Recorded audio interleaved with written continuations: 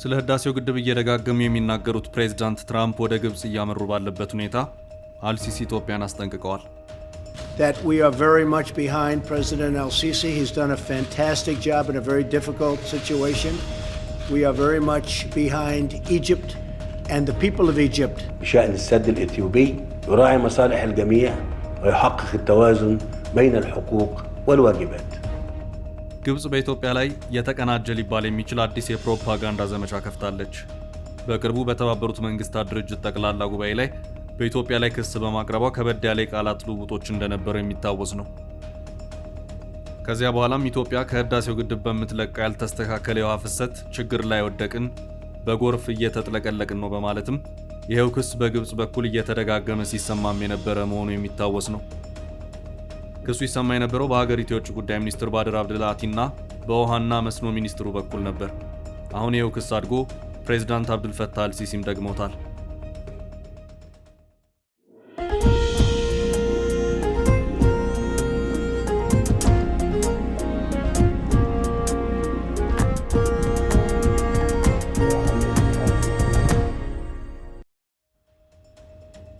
አልሲሲ በመዲናዋ ካይሮ ከተካሄደው 8ኛው የውሃ ሳምንት ጋር በተያያዘ ለተሰብሳቢዎች አንድ የቪዲዮ መልእክት አስተላልፈው ነበር።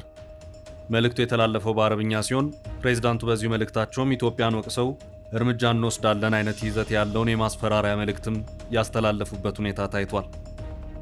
ማስፈራሪያው ጠንከር ያለም ሆኖ ታይቷል። አልሲሲ በዚሁ መልእክታቸውም እጃችንን አጣጥፈን አንቀመጥም የሚል ይዘት ያለውን መልእክት ያስተላለፉበት ሁኔታ ታይቷል። ይሄ ግልጽ የሆነ ወታደራዊ ዛቻ ነው። በእርግጥ የግብጽ ፉከራ የግድቡ መሰረት ድንጋይ ከተጣለበት ጊዜ ጀምሮ በግድቡ የ14 ዓመታት ግንባታ ውስጥም የቀጠለ ነው። ግብጽ ከግድቡ የውሃ አለቃቀቅ ጋር በተያያዘ ከኢትዮጵያ ጋር በጋራ መስራት አለብን፣ ለዚህ ደግሞ ኢትዮጵያ አሳሪ ወይም ባይንዲንግ ስምምነት መፈረም አለባት የሚል የጸና አቋም አላት። በኢትዮጵያ በኩል ደግሞ ማን የሰራውን ግድብ ማን ያስተዳድረዋል፣ ሂዱና ሞኛችሁን ፈልጉ የሚል ጠንካራ አቋም አለ። ግብጽ ከሰሞኑ ስታሰማ ከነበረው በጎርፍ ተጥለቀለቁ ጀርባ የግድቡ የውሃ አለቃቀቅ ችግር ነው በማለት ቁጣዋን ስትገልጽ ከርማለች። አሁን ደግሞ አልሲሲ ከአዲስ ፉከራ ጋር ብቅ ብለዋል። አልሲሲ በዚሁ ፉከራቸውም ግብጽ ዲፕሎማሲና ዓለም አቀፍ ተቋማት በይበልጥ ደግሞ በተባበሩት መንግስታት ድርጅት ላይ መተማመኗ እንደ ድክመት መቆጠር የለበትም። ኢትዮጵያ በአባይ ወንዝ ላይ ገንብታ ካስመረቀችው የህዳሴ ግድብ አንጻር ግብጽ ብሔራዊ ጥቅሟንና የውሃ ደህንነቷን ለማስጠበቅ አስፈላጊ የሆኑትን ሁሉንም እርምጃዎች ትወስዳለች ሲሉም ነበር ያስታወቁት። አልሲሲ ይህንን የፉከራ መልእክት ያስተላለፉ ስለ ግድቡ እየደጋገሙ የሚያነሱት ፕሬዝዳንት ዶናልድ ትራምፕ ወደ ግብጽ ሊያመሩ ሰዓታት በቀሩበት ሁኔታ ነው። የጋዛው የእስራኤል ሐማስ ስምምነት በርካታ የሀያላኑ ሀገራት መሪዎች በተገኙበት ይፈረማል። ከፕሬዝዳንት ዶናልድ ትራምፕ ጀምሮ የፈረንሳዩ ፕሬዝዳንት ኢማኑኤል ማክሮን፣ የእንግሊዙ ጠቅላይ ሚኒስትር ኬር ስታርመር፣ የጀርመኑ ቻንስለር ፍሬድሪክ መርዝ፣ የጣሊያኗ ጠቅላይ ሚኒስትር ጆርጂያ ሜሎኒ እና ሌሎችም ወደ ግብጽ ለማምራት እየተዘጋጁ ባለበት የተሰማ የአልሲሲ ፉከራ ነው።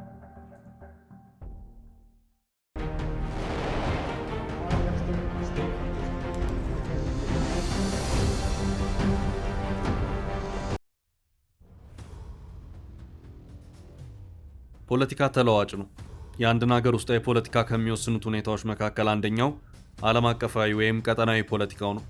የጋዛ ጉዳይ ፋይሉ እየተዘጋ መሄዱ ግብጽ አሁን ፊቷን ወደ ኢትዮጵያና አባይ እንድታዞር የሚያደርጋት ሆኖ ይታያል። በሀገር ውስጥ ከፍ ያለ ተቃውሞ የሚሰማባቸው ፕሬዝዳንት አብዱልፈታህ አልሲሲ አሁን ባለው ሁኔታ የውስጡን ፖለቲካ ወደ ውጭ የትኩረት አቅጣጫ ማስቀየር ይፈልጋሉ። እናም አሁን የአቅጣጫ ማስቀየሪያ የፖለቲካው መሳሪያ ሆኖ የተገኘው ደግሞ አባይና የህዳሴው ግድብ ነው። ግብጽ አፍሪካዊት ሀገር ብትሆንም አረባዊት ሀገር ናት። ያላት ጂኦግራፊያዊ አቀማመጥም ከመካከለኛው ምስራቅ ፖለቲካ ጋር የተሳሰረ ሀገራዊ ፖለቲካ እንዲኖራት አድርጓል። ወሳኙ ቁልፍ ያለው ደግሞ ከፍልስጤም እስራኤል ጋር የተያያዘ ነው። ግብጽ ከሌሎች የመካከለኛው ምስራቅ ሀገራት በተለየ ሁኔታ እስራኤልንም እንደዚሁም በጋዛ በኩል ፍልስጤምንም በየብስ የምታዋስን ሀገር ናት። ከዚህ ባለፈም ቀይ ባህርና ሜዲትራኒያን ባህርን የሚያገናኘው የስዊዝ ካናል ባለቤትም ናት። ስዊዝ ካናል ወይም ስዊዝ ቦይ የዓለማችን የንግድ መርከቦች መተላለፊያ ወሽመጥ በመሆኑ የግብጽን የመካከለኛው ምስራቅ ፖለቲካ ከፍ ያደርገዋል። ስዊዝ ቦይ በዓለማችን እጅግ ወሳኝ እንደሚባሉት ፓናማ ቦይ፣ የጥቁር ባህር ወሽመጥና ኢራኑ ሆርሙዝ ሰርጥ እንደማለት ነው። እናም እነዚህ ሁሉ የግብጽ ተፈጥሯዊ አቀማመጦች ተደማምረው ሀገሪቱ በመካከለኛው ምስራቅ የምትጫወተውን ሚና ከፍ ያደረጉት ሆነው ይታያሉ። ይህም በመሆኑ በእስራኤል ፍልስጤም ጦርነት መቀስቀስ ሁልጊዜም የግብጽ ፖለቲካዊ ሙቀት መጠን ከፍ እያለ ሲሄድ ይታያል። የዛሬ 2 ዓመት ጥቅምት ወር ላይ ሐማስ ድንገት በእስራኤል ላይ በሰነዘረው ጥቃት የሐማስ እስራኤል ጦርነት አንድ ብሎ ሲፈነዳ የግብፅ ፖለቲካ ከባድ ፈተና ውስጥ ገባ። ጦርነቱ እየቀጠለ ሲሄድ የጋዛ ነዋሪዎች ወደ ግብፅ መሰደድ ጀመሩ። ግብፅ የፍልስጤማውያንን ስደት ስለማትፈልገው በጋዛ አቅጣጫ ያለውን ድንበሯን ካጠረች ዓመታት ተቆጥረዋል። የፍተሻ መግቢያ ያለው በአንድ አቅጣጫ ነው። ይህም የራፋህ ኬላ በመባል ይታወቃል። ወደ ግብፅ መግቢያ ኬላው አንድ ቢሆንም ጭንቅ ውስጥ የሚገቡት የጋዛ ፍልስጤማውያን የመጨረሻ አማራጫቸው ወደ ግብፅ ማማተር ነው። የአልሲሲ መንግስት የጋዛ ፍልስጤማውያን ወደ ግብፅ እንዳይገቡ የሚፈልግባቸው በርካታ ምክንያቶች አሉ። አንደኛው እስራኤል ቀስ በቀስ እየገፋች ሙሉ የጋዛ ፍልስጤማውያንን ወደ ግብፅ ልታስገባ ትችላለች በሚል ስጋት ነው። እነዚህ ሙከራዎች በእርግጥም ታይተዋል። ፕሬዚዳንት ዶናልድ ትራምፕ ስልጣን በያዙ በሳምንታት ጊዜ ውስጥ የእስራኤሉን ጠቅላይ ሚኒስትር ቤንያሚን ኔታንያሁን ዋሽንግተን ነጩ ቤተ መንግስት ጠርተው ከመከሩ በኋላ በመጨረሻ ሁለቱ መሪዎች በጋራ በሰጡት ጋዜጣዊ መግለጫ ያስታወቁት የጋዛ ፍልስጤማውያን ጋዛን ለቀው መውጣት አለባቸው የሚል ነበር። የጋዛ ፍልስጤማውያን ቁጥር ወደ 2.1 ሚሊዮን አካባቢ ነው። ህዝቡ ከጋዛ ለቆ ይውጣ ከሚለው ባሻገር የት ይሂድ የሚለውም ሌላኛው ጥያቄ ነበር። በጊዜው በግንባር ቀደምትነት የተመረጡት ሁለት ሀገራት ናቸው። አንደኛዋ ግብፅ ስትሆን ሌላኛዋ ደግሞ ዮርዳኖስ ነበረች። ሁለቱም ሀገራት ምን ሲደረግ በማለት እቅዱን አጥብቀው ተቃወሙ። በዚህ የትራምፕና የአልሲሲ ግንኙነት ሻከረ። አልሲሲም ወደ ዋሽንግተን ሊያደርጉት የነበረው ጉዞም ተሰረዘ። ትራምፕ የዮርዳኖስን ንጉሥ ነጩ ቤተ መንግስት ድረስ ጠርተው ለማዋየትና ለማግባባት ያደረጉት ጥረትም እንደዚሁ ያለ ስኬት ተጠናቀቀ። እቅዱን በርካታ የአረብ ሀገራትም አጥብቀው ተቃወሙት። ከምንም በላይ በአሜሪካ የምንጊዜም አጋርነት የሚታወቁት የአውሮፓና እንደ ካናዳ ያሉ ምዕራባውያን ሀገራት የትራምፕንና የኔታንያሁን ፍልስጤማውያን ከጋዛ ንቅል ብለው ይውጡ የሚለውን ሀሳባቸውን አንቀበለውም ሲሉ አስታወቁ። እንደውም ነገሮች ከተቃውሞም አልፎ ፈረንሳይ፣ ዩናይትድ ኪንግደም፣ ካናዳና አውስትራሊያ ለፍልስጤም ሀገራዊ እውቅናን ሰጡ። እነዚህ ሁኔታዎች ሲደማመሩ አልሲሲ ብቻቸውን አለመሆናቸውን አረጋገጡ። የልብ ልብም ተሰማቸው። ከትራምፕ ጋር የገቡበትም የፖለቲካ ግንኙነት መጎረባበጥ እየተለሳለሰ መሄድ ግድ አለው። በዚሁ ፍልስጤማውያን ከጋዛ ንቅል ብለው ይውጡ በሚለው አቋማቸውም ክፉኛ ዓለም አቀፍ ተቃውሞ የበረታባቸው ፕሬዚዳንት ዶናልድ ትራምፕ እና ጠቅላይ ሚኒስትር ቤንያሚን ኔታንያሁ በመጨረሻም በአዲስ የሰላም ሀሳብ ብቅ አሉ። በተባበሩት መንግስታት 80ኛው ጠቅላላ ጉባኤ ላይ በመገኘት ኒውዮርክ ላይ በተቃውሞ የታጀበ ንግግር ያደረጉት ጠቅላይ ሚኒስትር ኔታንያሁ በዚያው ወደ ዋሽንግተን አምርተው በመምከር የትራምፕ ባለ 20 ነጥብ የሰላም እቅድ የሚል ሀሳብን በጋራ ይዘው ብቅ አሉ። በዚህ አዲሱ የሰላም እቅድ ውስጥ ፍልስጤማውያን ከጋዛ ነቅለው መውጣት አለባቸው የሚል ሀሳብ የለውም። እንደውም የተኩስ አቁም ስምምነት እንዲደረግ፣ በጦርነቱ ምክንያት የተሰደዱ የጋዛ ነዋሪዎች ወደ ቤታቸው እንዲመለሱ የሚያደርግ ሀሳብ ሁሉ ተካቶበት ተገኘ። በዚህ ወቅት አልሲሲና ሌሎች ሀገራት ደስታቸውን ገለጹ። በዚህ የሰላም እቅድ ላይ ምላሽ ሲጠበቅ የነበረው ከሐማስ ነበር። ሐማስም ሀሳቡን እቀበለዋለሁ አለ። ይህም ለአልሲሲ ሌላ አዲስ የፖለቲካ ፌሽታ ነበር።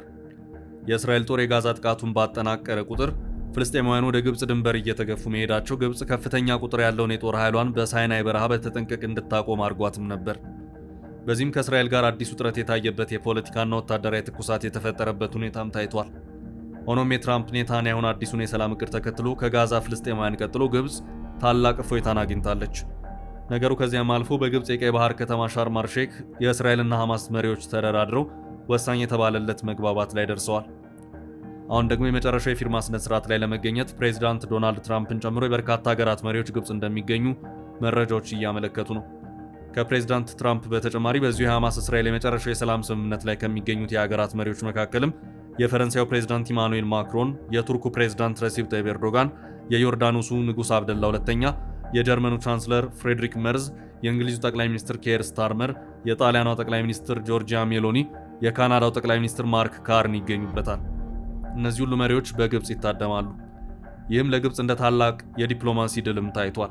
ፕሬዚዳንት አልሲሲም እነዚሁ መሪዎች ግብፅ ላይ ከመታደማቸው ከሰዓታት በፊት ቀደም ብለው የኢትዮጵያን ስም አንስተው አስጠንቅቀዋል። አሁን ባለው የኢትዮጵያ አካሄድ ዝም ብለን እጃችንን አጣጥፈን አንቀመጥም የሚል ማስጠንቀቂያ ነው።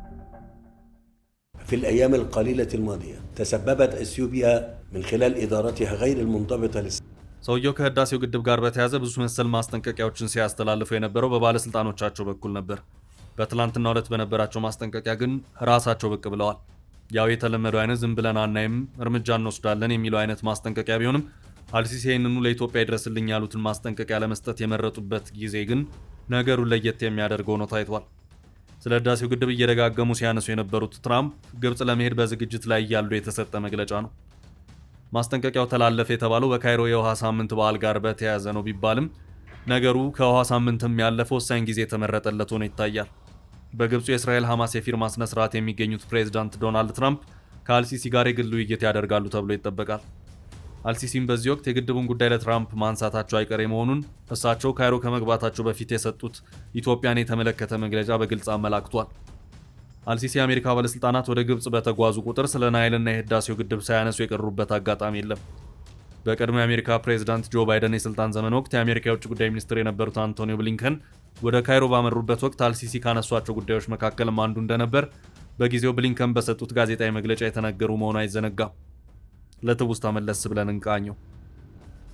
As the Foreign Minister noted, President al-Sisi and I also discussed the existential nature of Egypt's growing water needs and the importance of the Nile. እናም እነዚህ ሁኔታዎች በሚገባ ሲፈተሹ አሁንም ቢሆን አልሲሲ ትራምፕን በግብጽ ምድር ሲያገኙ የህዳሴውን ጉዳይ አያነሱም ተብሎ አይታሰብም። የህዳሴውን ግድብና አጠቃላይ ናይልን ወይም አባይን በተመለከተ ፕሬዝዳንት ትራምፕ ያላቸው እይታ ደግሞ በእጅጉ ወደ ግብጽ ያጋደለና ትክክለኛ እይታ እንዳልሆነ በግልጽ የሚታወቅ እውነታ ነው። አልሲሲና ትራምፕ የተገናኙት ከ8 ዓመታት በፊት አልሲሲ ወደ ዋሽንግተን ባመሩበት ወቅት ነው። አሁን ከ8 ዓመታት በኋላ ደግሞ በሁለተኛ የትራምፕ የስልጣን ዘመን ካይሮ ላይ ሊገናኙ ነው። በጊዜውም ትራምፕና አልሲሲ የጋራ ጋዜጣዊ መግለጫ ሲሰጡ ትራምፕ አልሲሲን አደናንቀው አሜሪካ ምንጊዜም ከግብጽ ጎን ናት በማለት የተናገሩበት ሁኔታም የሚታወስ ነው። That we are very much behind President al-Sisi. He's done a fantastic job in a very difficult situation. We are very much behind Egypt and the people of Egypt. ትራምፕ በሁለተኛው የስልጣን ዘመናቸው የህዳሴውን ግድብ ጉዳይ ደጋግሞ በማንሳት ለግብጽ አዛኝ መስሎ የቀረቡበት ሁኔታ መኖሩም እንደዚሁ የሚታወስ ነው። ትራምፕ ግድቡ የግብጽ የህልውና አደጋ እንደሆነና ይህንንም ችግር መፍታት እንደሚያስፈልግም ሲወተውቱ ከርመዋል። To be a big problem, I don't know. I think the United States funded the dam. I don't know why they didn't solve the problem before they built the dam.